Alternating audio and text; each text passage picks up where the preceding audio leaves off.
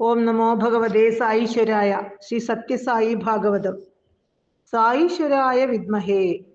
ഖണ്ഡിക്കോട്ട സുബ്രഹ്മണ്യ ശാസ്ത്രികൾ. Christmas തലേന്ന് വൈകുന്നേരം 1977 വൃന്ദാവൻ ആശ്രമം. സുന്ദരമായ സായാഹ്നം. ഗോക്കൾ വീടണഞ്ഞു തുടങ്ങി. ചെറിയ തണുപ്പ്. ത്രയീ വൃന്ദാവനിൽ ഭഗവാൻ ഇരിക്കുന്നു. വിദ്യാർത്ഥികളും ഭക്തന്മാരും ചുറ്റിനും.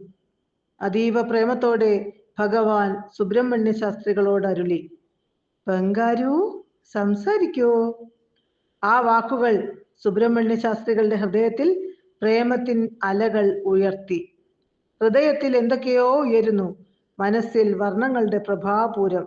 ആ വർണ്ണങ്ങൾ അക്ഷരങ്ങളായി, മന്ത്രമായി അദ്ദേഹം പോലും അറിയാതെ ഒഴുകി.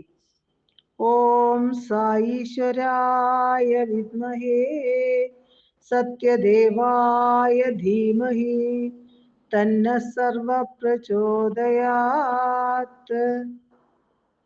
ലോകമെമ്പാടും സായി ഭക്തന്മാർ ജപിക്കുന്ന സായി ഗായത്രിയുടെ ആവിർഭാവം ഇങ്ങനെയായിരുന്നു. 1962 ശാസ്ത്രികൾ ഭഗവാനെ ആദ്യമായി ദർശിക്കുമ്പോൾ സ്വാമിയുടെ പ്രായം 36. ആദ്യ കാഴ്ചയിൽ തന്നെ സ്വാമി സർവദേവതാ സ്വരൂപമെന്ന് പണ്ഡിതനും ജ്ഞാനിയും തപസ്വിയുമായ ശാസ്ത്രികൾക്ക് മനസ്സിലായി. വേദോദ്ധാരണത്തിനായി അവതരിച്ചതാണ് ഞാൻ എന്ന സായി വചനം കൂടി കേട്ടപ്പോൾ ശാസ്ത്രികളുടെ സകല സംശയവും അകന്നു. പ്രശാന്തി വിദ്വൽ മഹാസഭയുടെ സ്ഥാപക പ്രതിനിധികളിൽ ഒരാളായി ഭഗവാൻ ശാസ്ത്രികളെ ഉൾപ്പെടുത്തി. ശ്രീ സത്യസായി അവതാര വൈഭവം, ശ്രീ സത്യസായി വേദവാണി എന്നീ 2 ഗ്രന്ഥങ്ങൾ അദ്ദേഹം രചിച്ചു. സാക്ഷാൽ വേദപുരുഷനെ ദർശിക്കാനും സ്പർശിക്കാനും അനുഭവിക്കാനും കഴിഞ്ഞതോടെ വേദപുരുഷ സന്നിധിയിൽ തന്നെ അദ്ദേഹം ശേഷം ജീവിതം നയിച്ചു. വേദപ്രചാരണത്തിനായി തൻ്റെ കഴിവും സമയവും ചെലവഴിച്ചു. 100ന്റെ തികവിൽ ശാസ്ത്രികൾ 1986 ലോകം വെടിഞ്ഞു. പിന്നീട് ഒരിക്കൽ ഭഗവാൻ ശാസ്ത്രികളെ കുറിച്ച് പരാമർശിച്ചു. വേദങ്ങളിലൂടെ ജീവിച്ച് ശരിക്കും പാകം വന്ന് പഴുത്ത പൂർണ്ണഫലമാണ് ശ്രീ ഖണ്ഡിക്കോട്ട സുബ്രഹ്മണ്യ ശാസ്ത്രികൾ.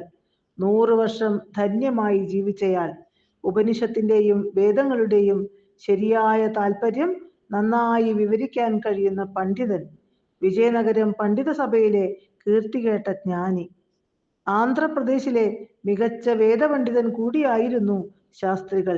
പാണ്ഡിത്യം മാത്രമല്ല, സമ്പൂർണം ശരണാഗതി അടഞ്ഞ ഉത്തമ ഭക്തൻ കൂടിയായിരുന്നു അദ്ദേഹം. അവസാന കാലം മുഴുവൻ സ്വാമിക്കൊപ്പം അദ്ദേഹം താമസിച്ചു. സത്യസായി സർവദേവതാ സ്വരൂപം എന്ന സാക്ഷാത്കാരവും ശാസ്ത്രികൾക്കുണ്ടായിരുന്നു. അദ്ദേഹത്തിന്റെ സ്മരണയും ശാസ്ത്രങ്ങളുടെയും വേദങ്ങളുടെയും പോഷണത്തിനായി ശ്രീ സത്യസായി ഖണ്ഡിക്കോട്ട സുബ്രഹ്മണ്യ ശാസ്ത്രി വേദശാസ്ത്ര പരിഷത്ത് ഇന്ന് ഉദ്ഘാടനം ചെയ്യുന്നു. തൻ്റെ സ്വഭാവ മഹിമയാൽ, പവിത്രതയാൽ അദ്ദേഹം അനശ്വരനായിരിക്കും. നിങ്ങൾ അദ്ദേഹത്തെ മാതൃകയായി സ്വീകരിക്കാൻ ഞാൻ ഉപദേശിക്കുന്നു. ഓം തത്സത്.